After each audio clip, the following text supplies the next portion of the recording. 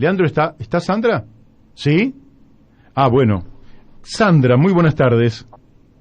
Buenas tardes, Mario. Buenas tardes, Daniel. ¿Cómo están? Muy bien, muy bien. ¿Qué tal, Sandra? Sandra, bueno, yo creí que no estábamos comunicados, así que si no, no te hubiera hecho de esperar. Ningún problema, por favor. Bueno, Sandra, bueno, ustedes, creo yo que posterior, ¿verdad?, al estallido fenomenal que se produjo el viernes de la semana pasada con las declaraciones de Horacio Berbisky, que pusieron de manifiesto una administración de las vacunas y una organización de un vacunatorio VIP que irritó a buena parte de la sociedad y nos irritó con justicia porque no se admiten en esta área ningún tipo de privilegios. Esa onda expansiva recorrió el país.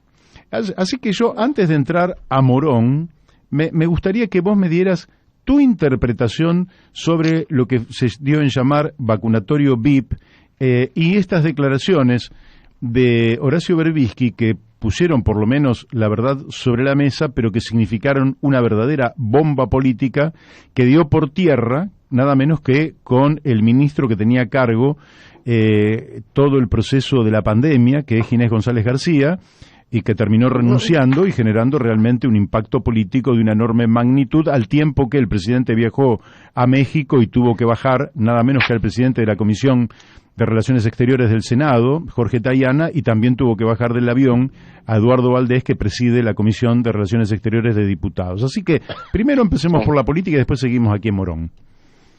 ¿Cómo no? Mira, Mario, para mí claramente, sin mucha vuelta, empiezo por la definición, y sin ninguna duda, es un hecho de corrupción. Uh-huh. Es un hecho de corrupción. Así lo definió en esos días, a partir del viernes, Delia Ferreira, la cordobesa que tenemos, que es un lujo, dedicada toda una vida a la investigación de optimizar mecanismos de gestión con la corrupción, con la pelea contra la corrupción como norte, y lo describió como un caso de corrupción en francés, que era como un caso típico, precisamente, que es utilizar lugares que se están ocupando en función de una gestión pública para obtener beneficios personales. Después se empiezan a desbrozar distintas características de eso, pero el hecho en sí es el aprovechamiento de un lugar que se utiliza de servidor público en pos de obtener o intercambiarlos por beneficios personales que de otra manera no hubieran correspondido. Y ese es el nudo en el que no podemos convalidar esto. No lo convalidamos nunca, como no lo convalidás vos, y mucho más en el marco de una pandemia mundial, de una crisis económica, sanitaria, solidaria y todas las crisis que estamos atravesando desde hace 11 meses. Menos aún se puede analizándolo desde ese lugar.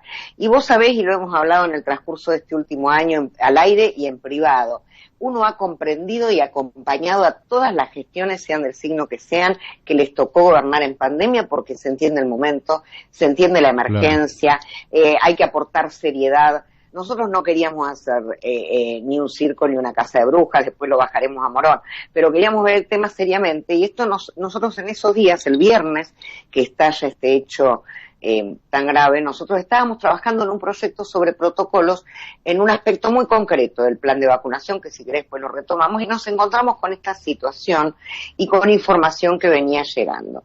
Para mí es un hecho de corrupción. Todo lo demás, la escasez de vacuna, digo, hay situaciones que son de carácter mundial y de la que somos víctimas por pertenecer a un sur más pobre que el norte, por estar en la escasez de vacunas que marca la ONU, la OMS, por estar en esta lucha entre ricos y pobres, porque hay países que acaparan y tienen 9 dosis per cápita acumuladas, mientras nosotros nos falta para todo el mundo. Entonces, en el marco de eso, es razonable la carencia que lleguen pocas, o sea, todo eso se comprende. Ahora, el diseño y la ejecución del plan de vacunación en Argentina es de los pocos eslabones de la cadena que depende exclusivamente de nosotros y de nuestros gobernantes. Entonces, en eso sí había que estar muy atento de que no pasara ninguna de estas cosas. A mí no solo me sorprende que pase, sino que pretendan actuarlo con naturalidad, ¿sí? En pos de que la gente lo naturalice. Y la verdad es que no es para naturalizar. No es para naturalizar. Entonces, es de una gravedad tal que me parece que si no lo marcamos, insisto, y siempre lo hacemos desde la seriedad, no desde un lugar de casa de brujas, no desde un circo, no desde un lugar de campaña, que no es este el momento. Ya llegará el momento de campaña. Pero si no cumplimos nosotros desde la política, con esto, ¿qué foto me quedaba a mí muy fuerte el viernes? Era nosotros, toda la parte de la clase política opositora, horrorizada, y el ciudadano común tomándolo como una más, ¿no? Entonces, esto de una más es lo más grave de esto, y nosotros desde la misma política y de los mismos lugares que ocupamos legislativos como oposición, tenemos que rescatar esto de que no es natural, no está bien que a los vecinos le quede en la cabeza que es natural que nosotros tengamos privilegios, porque no debe ser así. Claramente. Entonces, esto que nosotros veníamos hasta ese día, y te lo bajo a Morón, preparando como un proyecto para Morón, pero que era no escapaba a la realidad de todos los distritos, que era que nos preocupaba en la operatoria de las dosis, sabíamos, y ya todos sabemos, que esto requiere descongelamiento previo, y que además en los frascos son de tipo multidosis, y venían 5 dosis, pero juntando los residuales de los frascos se armaba una dosis más. Entonces a mí me estaba preocupando en ese momento, a nivel local, qué protocolo había para estos excedentes de dosis, o para el otro excedente, que era la dosis, que es siendo descongelada, habiendo sido descongelada, el que tenía el turno no asistió a vacunarse.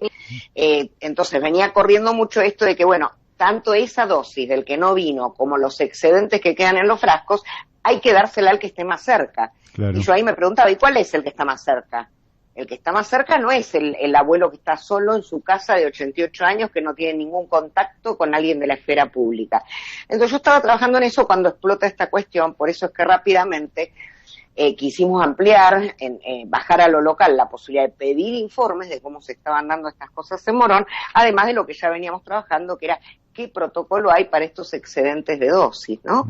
Por eso fue la idea de presentar nuestra propuesta y obviamente pidiendo los nombres de los vacunados, los lugares de vacunación. Todos sabemos cuántas vacunas llegaron, porque han llegado iguales a todos los distritos. Sobre todo en la primera tanda, eran packs indivisibles de 450 dosis que no se podían fragmentar, y a todos los municipios les llegaron la misma cantidad. Después fueron llegando otras que en algún caso hay precisión y en otros no. ¿Nosotros qué decimos? Transparenten lo que están gestionando en Morón, porque claro, así se está administrando, es un recurso público, la vacuna es un recurso público, y nosotros no podemos, dada esta situación, esperar a auditar cómo se está gestionando, el cómo, el cuándo, el dónde, el qué, a la próxima rendición de cuentas, que es en marzo del 2022. Claro, lógicamente. ¿Y qué respuesta obtuvieron de parte del municipio? Nosotros no hemos obtenido respuesta por una razón, que es que todavía no ha comenzado el periodo de sesiones ordinarias, ¿sí? Entonces, recién el lunes próximo, el 1 de marzo, tenemos la sesión a las 14 horas, que el intendente va a venir a inaugurar el periodo de sesiones, con la modalidad que nosotros trabajamos, semipresencial, y además, a partir de ese día van a empezar a actuar las comisiones legislativas que tenemos en el Consejo, y el expediente naturalmente será remitido a una de las comisiones, esperemos que tenga tratamiento, y si no pediremos el tratamiento sobre tablas la segunda semana de marzo, que es cuando tenemos la primera sesión ordinaria. Así que estamos a la espera. Perdón. Sandra, una pregunta... Daniel de Abrantes te habla. Sí, lo reconozco. No, una pregunta que me toca particularmente porque tiene que ver con mis padres.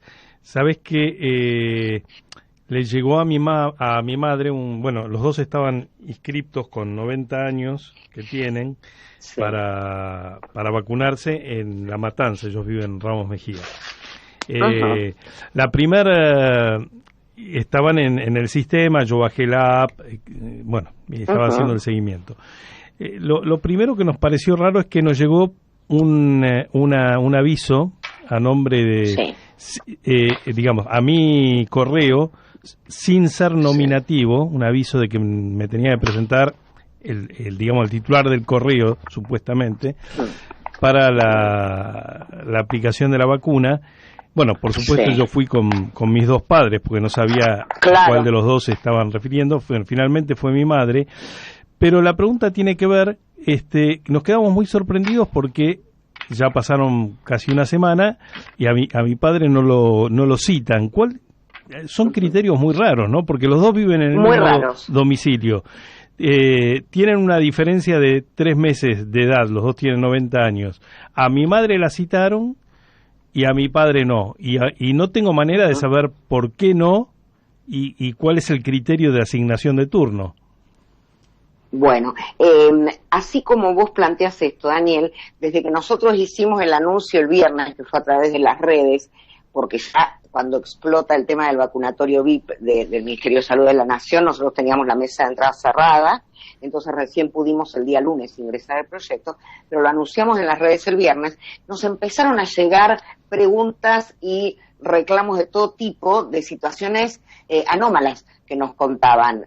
En algún caso parecía a la que nos decís, en otro caso gente de Morón diciendo soy personal de salud y no me han vacunado todavía, no me han incluido en ninguna lista. Entonces sí, si bien a la pregunta que me hacía Mario, de si esto hemos tenido respuesta, no la hemos tenido oficialmente todavía, pero sí hemos comenzado y hemos recibido mayor información de algunos funcionarios del Ejecutivo en cuanto a algunas características que desconocíamos. Y es, por ejemplo, que en principio la provincia, así como suministra a cada municipio el equipo de vacunadores, también suministra los listados. Y es quien, según su turnera, esta turnera generada a partir de esta aplicación en la que vos anotaste a tus padres o del sitio web o de gente que se ha anotado en la calle con quienes lo asistían, pero que ingresa por el mismo lugar, que es el sitio web, es la que maneja la provincia y le iría informando a los municipios. A mí no me queda claro todavía, y por eso esperamos que contesten el informe, qué tipo de incidencia el municipio tiene en esta situación, porque a mí no me cabe duda que la debe tener, siendo algo que está a cargo del intendente, algún manejo, algún margen de manejo debe tener en esta circunstancia. Entonces nosotros también queremos saber y estamos a la espera. Hay casos de gente con similar edad habiéndose anotado el mismo día y que no son citadas en el mismo momento. Quizás la turnera haga algún corte en algún momento en el equipo en el que estaban esas personas, en el grupo, perdón, en el que estaban esas personas, y se pasa a otra franja porque se van intercalando, aparecen otros universos como lo que se comenta de los docentes, de los policías, y van mechando o con lo que ellos llaman personal estratégico de organismos del Estado, que es toda una novedad también. Y como nada de esto está reglamentado por ley, no hay una ley que diga, que yo creo que es un gran déficit de nuestros legisladores nacionales y provinciales, no hay una ley que establezca, el intendente, las cabezas de los ejecutivos nacional, municipal y provinciales, las cabezas de los legislativos son personal estratégico, es todo discrecional, ¿sí? Nadie se ha puesto a reglamentar eso. Que no era tan complejo, por otra parte, que no era tan complejo. No, era muy sencillo. Es algo muy sencillo. Y que esto sea auditable por cualquier ciudadano debería ser lo más normal, ¿no? Una base de datos que puedas entrar, ver.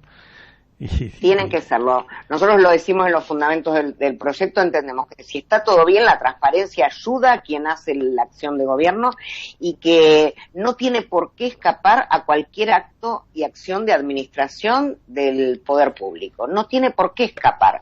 Alguno nos decía, les van a oponer razones de privacidad de la identidad del vacunado. Y la verdad es que puede haber que alguien invoque una colisión de derechos, un choque de derechos, como siempre suele pasar, hay derechos que se enfrentan y prevalece uno sobre el otro. La verdad es que en un momento de pandemia, con esta situación dramática en la que en Morón murieron más de 700 personas, con más de 51.000 muertos en el país, hay derechos que tienen que ceder ante otros. El derecho a la privacidad es un derecho muy importante, pero no se está develando información que no deba ser pública, como es el ser vacunado en un marco de pandemia. Entonces, la única forma en la que podemos ver si efectivamente esto está bien gestionado es si se da mayor información. Y tienen que darle la información y no tienen que ofenderse porque las pidamos. Efectivamente. Te hago la última pregunta. ¿No sentís... voy a relatar un poquito el proceso. Hubo una etapa en la cual el presidente de la Nación hacía política con esto, pero hacía una política que fue bien aceptada cuando coordinaba las acciones, por ejemplo, con el jefe de gobierno de la Ciudad de Buenos Aires y el gobernador de la provincia de Buenos Aires. Es decir, casi las tres personas más influyentes desde el punto de vista de la política coordinando una acción en función, lógicamente, de bueno, o paliar, o detener, o achatar la curva, o, en fin, objetivos todos nobles que creo que la ciudadanía los tomó muy bien. Pero tengo la impresión de que hubo un momento en que se empezó a hacer política con la pandemia. Y si observamos nada más que los últimos días, el escándalo del viernes pasado tiene por lo menos una interpretación por parte de muchísimos actores como una interna al interior del gobierno, entre sectores del gobierno, lo cual sería realmente una manifestación lamentable que estemos jugando horrible, internas. Pero hay otra segunda manifestación, que es que se han observado una sobreactividad con gente de la cámpora interviniendo activamente, cuando en realidad esta es una función indelegable del Estado y en todo caso con un voluntariado que no puede tener una adscripción política. Podría ser un voluntariado porque reúne una cantidad de condiciones y el Estado necesita mano de obra colaborativa y reúne, pero no de un sector político. ¿No te parece que esto ha dañado este proceso, que además no lo estamos llevando ni siquiera con un mínimo de eficiencia y de claridad? Estoy totalmente de acuerdo, Mario, y estoy totalmente coincidiendo con vos en la descripción. Tal como decías, hubo una primera época de la cuarentena cuando comenzó el aislamiento, en el cual todos veíamos esos gestos y eran muy tranquilizadores. El ver a representantes de las distintas mayorías llevando en conjunto desde sus jurisdicciones y al presidente conduciendo esta situación en un marco de diálogo. A poco de andar, lamentablemente, se empezó a ver de ambos lados de la famosa grieta. Obviamente quien tiene responsabilidades de gobierno es ineludible que tiene mayores responsabilidades porque está gestionando, pero se empezó a ver de ambos lados una acción con intencionalidad partidaria que, como todo, es un principio de acción y reacción. Cada cosa hecha de un lado respondía del otro. Entonces ya después nadie sabe por qué está peleando ni qué está perdiendo. Y todo se justifica. Fíjate que las últimas acciones que han sucedido y errores graves en toda esta administración de la pandemia, la primera explicación que se da siempre es: pero el otro había hecho tal cosa, pero al otro se le vencieron las vacunas, y de un lado con el otro, los dos lo hacen. Entonces es muy difícil rescatar la verdad en el medio de todo esto. Lo otro que marcás en la segunda parte de tu comentario, a mí es algo que me parece que es en este tema la raíz de todos los males.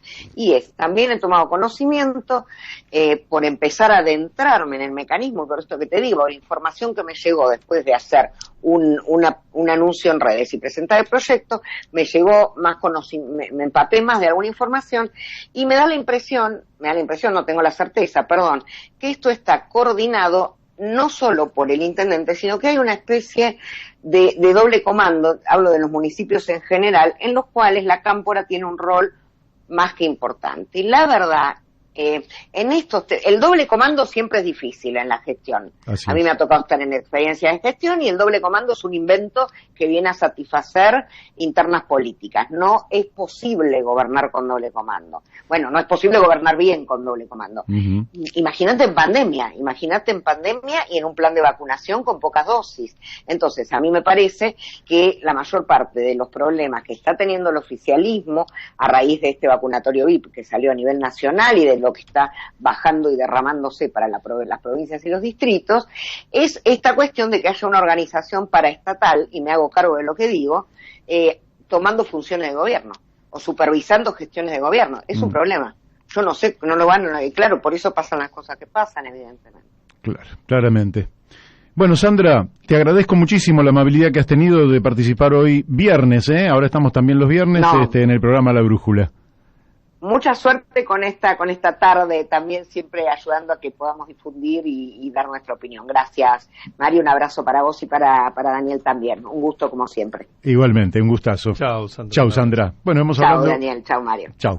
Bueno, hemos hablado con la concejal en Morón, Sandra Giametti, que realmente es una concejal